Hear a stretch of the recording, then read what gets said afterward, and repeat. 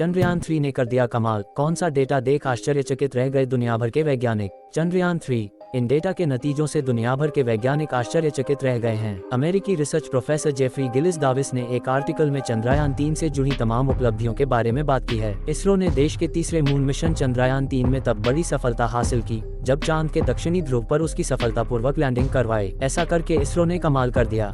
इसके बाद 14 दिनों तक चांद पर चंद्रयान 3 के विक्रम लैंडर और प्रज्ञान रोवर ने कई महत्वपूर्ण डेटा इकट्ठे किए। इन डेटा के नतीजों से दुनिया भर के वैज्ञानिक आश्चर्यचकित रह गए हैं। अमेरिकी research professor Jeffrey Gillies Davis ने एक आर्टिकल में चंद्रयान 3 से जुड़ी तमाम उपलब्धियों के बारे में विस्तार से बात की है। Space.com पर लिखे आर्टिकल में कहा गया है कि चंद्रयान 3 के डेटा से पता चला है कि चांद की मिट्टी में लोहा, टाइटेनियम, एल्यूमिनियम और कैल्शियम जैसे अपेक्षित तत्व शामिल हैं। सल्फर का मिलना आश्चर्य कर देने वाला है।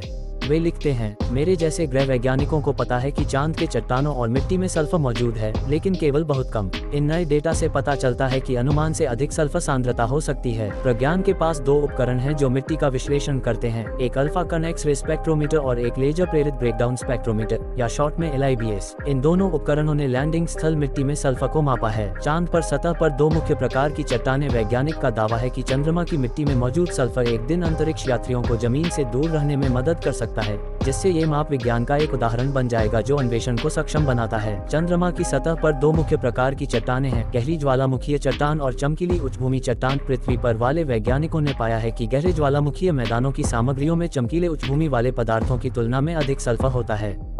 सल्फर मुख्यतः ज्वालामुखीय गतिविधि से आता है। चंद्रमा की गहराई में मौजूद चट्टानों में सल्फर होता है और जब ये चट्टानें पिघलती हैं तो सल्फर मैग्मा का हिस्सा बन जाता है। पिघली हुई चट्टान सतह के करीब आती है तो मैग्मा में मौजूद अधिकांश सल्फर एक गैस बन जाता है जो वाटर वेपर और कार्बन डाइऑक्साइड के साथ निकलता है।